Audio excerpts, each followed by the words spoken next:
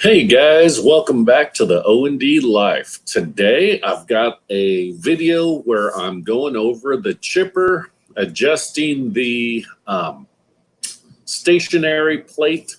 I've gotten a couple comments, and I'll explain it in the video, where the where some viewers have ordered the same chipper after watching one of my videos, and then they adjust the plate to the recommended 1/32 of a gap, and then when they go to spin it, it ends up hitting somewhere and is out of balance, if you will. So I thought, well, let me check mine out, and I'll chip up some stuff. And so I checked it out. To the naked eye, it looked just fine, and but I did look down, and I could see that the gap on mine was probably 3/32 up to maybe 5/32. I had a pretty good gap, so it needed to be adjusted anyway. And so I'll let this play through. And funny enough, this morning, GP Outdoors had a fabulous wood chipper video this morning, which really addressed all this. And so I'm going to put a link in the description to GP Outdoors video where he talks about just the fact he sharpened the blades on his chipper. Talked about he and his neighbor Guy, who knows a little bit about this stuff. They were talking about how, with these products, they're not going to be completely true, and so you need to adjust according to whichever blade is going to end up coming in the closest so that it doesn't hit. And then in addition, the fact that there's going to be a little bit of movement, potentially, your rotor. And so you need to have that into account and really kind of pull that rotor up so that way it takes into account. So the message I took away from that is that it's not precise. Bottom line, it's not precise. And the fact that my chipper was working as well as it was with a 5/32 gap, there's plenty of leeway there. So go ahead and enjoy the video. Oh, before I do that, so before my log ox video, it's kind of funny. I had a big string hanging down, and I fixed it. And after my Bigtoolrack video, well, first during the log ox video, I was admiring the mug, log ox mug, and then the Bigtoolrack video, Tim, he had a log ox mug, and so I thought, you know what, I have got to get me one of those. So here it is. I told my daughter that this is what I wanted for Father's Day, and so here we have it. And so the coolest thing, I put my order in, and apparently someone over there, I used PayPal. My daughter gave me the money for it, and used PayPal. Someone over there recognized my email address, apparently, and refunded me the cost of the mug. So thank you, Austin, Lynn, and John. You guys are awesome. So I did give the money back to my daughter as well. So I appreciate it. Can't wait to start using it. So Austin remembered that my hat, when I had it on there for the video, how I had a string and I had to cut that string before we went live. He remembered, and he sent me a new log ox hat. Man, I had no idea how. Let's see here. I need to get that picture a little bit better here. Let's do this so you can see. I don't know if you can see how dull my old one is. I didn't realize it had faded so much. It's extremely dirty, and the brim is wearing out. I clip a small O-light on right there when I feed at night and it's dark, and so that has tore up that brim. I'm going to keep this hat. It's going to be my work and outside hat. It it's ventilated and everything, and fits my head good. And then this other hat, I think this one's going to have to become my going out on the town log ox hat. You know, I love the color. So, you know, I broke out my Bigtoolrack hat when I was doing my interview with Tim. That was my out on the town hat. So I'll probably alternate between this one and my Bigtoolrack hat. So thanks a lot. Yeah, we will wear the new one. Okay, guys. So let's I'm gonna just let the video play basically and enjoy.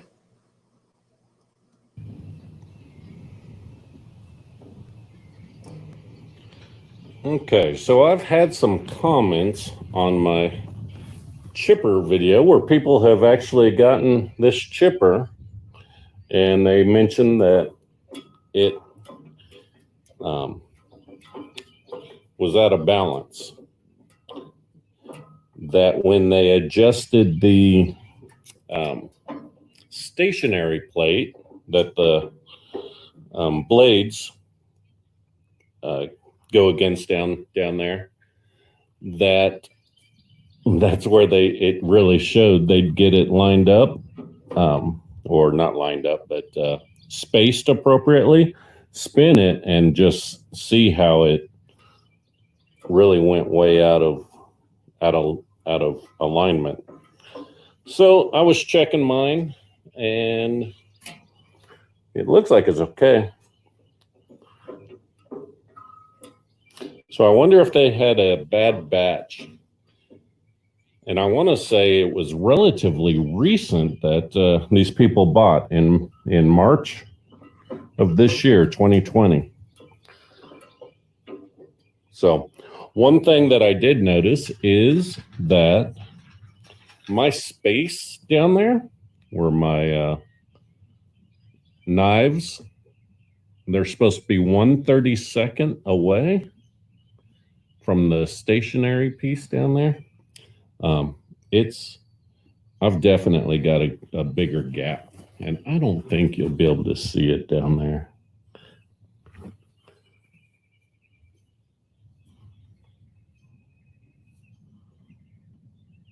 I probably have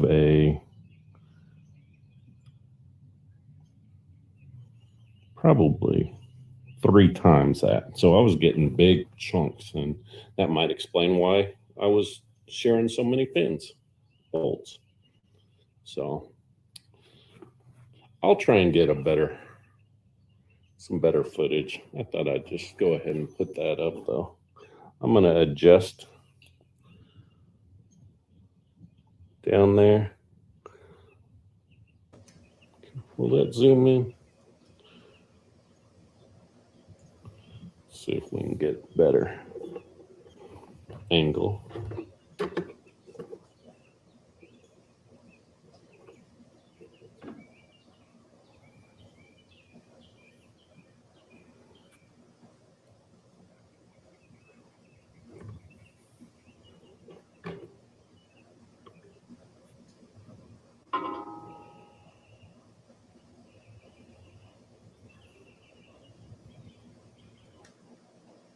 I'm going to pause it here and just kind of show you. This is the stationary plate or blade. And in GP Outdoors video, you'll see it. He's going to take it off. Mine's held on by 3 bolts on the outside of the housing, and it just slides in and out. So that way, as the blade comes around, it's going to use that as as what would you say, as a stable backstop, and that blade will come through and shave off the wood. So just thought I'd stop it there and point that part out.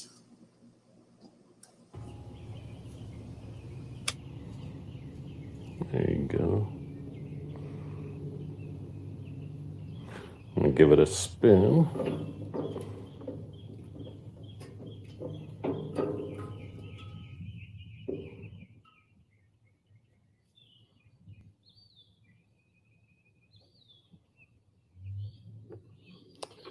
hold it still. Okay, I got it set up there.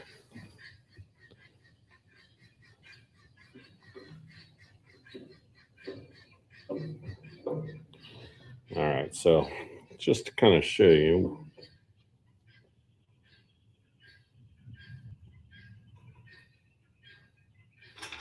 so 130 seconds there. That's 130 seconds. It was probably 330 seconds. Maybe a little bit more of a gap than that.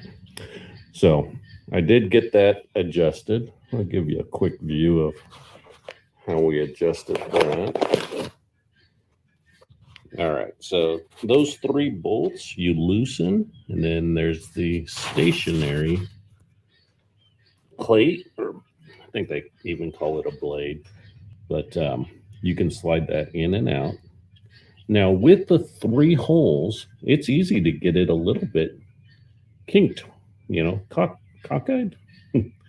And so you guys, where you said that yours was warped, I wonder if you would get by if you just really kind of fine-tuned. What I ended up doing was tightening my lower one, getting it set, about that 130 seconds, and tightened that down a little bit, kind of snug, and then I tap in that top part to bring it in to where it'd be about 130 seconds, tighten it down, and spin the wheel around and kind of adjust it that way. I don't know, but if it's warped, it's warped. So, I don't know. I did notice one blade would clear, and then it did scrape on the next one. So mine might be a little bit out, but it wasn't too bad. So I don't know if that's just to be expected with something like this or not. It's a good question. But without a doubt, I had a much larger gap than the 130 seconds.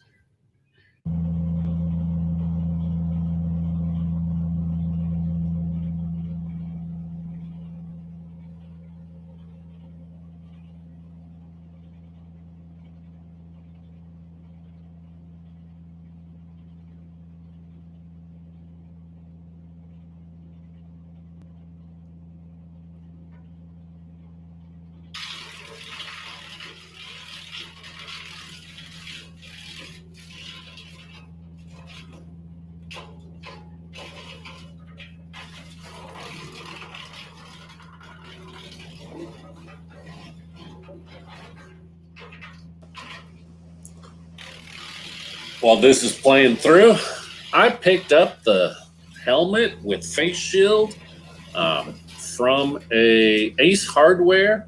It was a little in a bag. It had the gloves, the helmet, some goggles, and the chaps, a new pair of chaps for like $100. So I lucked out. I was looking for a helmet and face shield because my I was chipping some stuff up in the front yard, and a branch, they don't call this, what do they call it? A chuck and duck? Chuck the wood in, and you better duck, because sometimes it does spin around, and a branch will come around and hit you. And one did on the top of my head. And I figured, a face shield, because I almost got one in the face before too. So I did get me the helmet and face shield, and like I said, the gloves and some chaps for $100. I couldn't pass that up. Lucked out.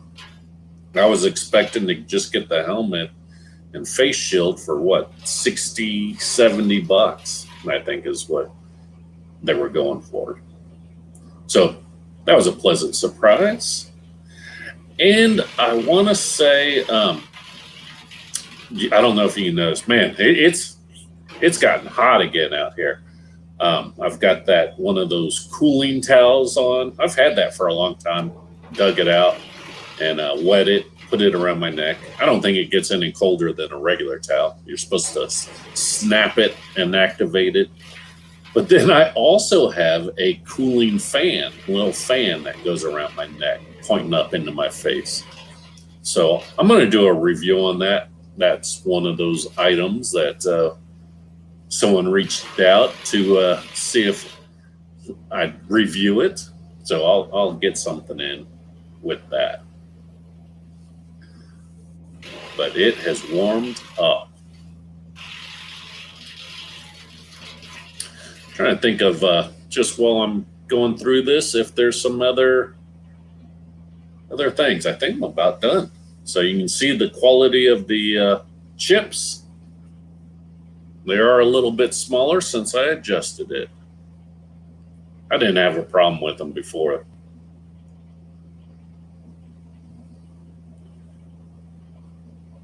All right, I think that is it.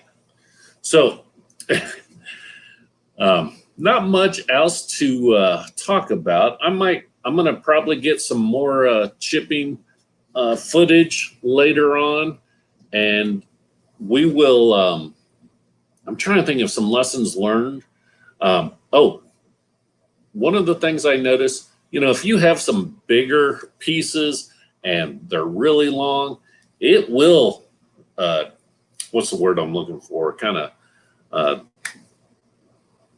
drag your RPMs down. It'll slow down that rotor. And what I've learned to do is to cut them off a little bit shorter, maybe 3-foot sections, depending on how thick they are. I might go a little bit thinner, or not shorter if they're thicker. So that way, it'll chew it up, but then there's a chance for it to build back up to full speed. That's one thing that I've learned with the chipper. Even when I adjusted it, the really small green branches still get pulled through. So I think that's just nature of the beast. I might need to get more of a shredder. Of course, you could do leaves then as well, but that might be what would work with those small branches. They tend to just get pulled through. But otherwise, I'm still very happy with this chipper.